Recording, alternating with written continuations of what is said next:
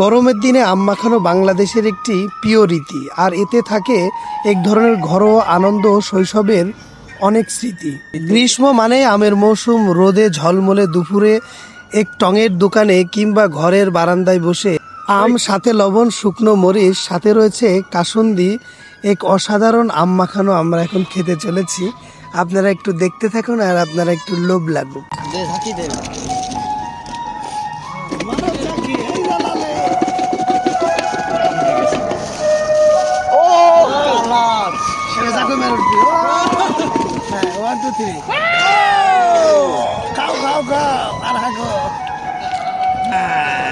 এই তো খেলা।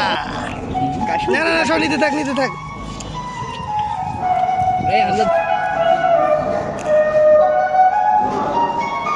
কিরকম লাগলো?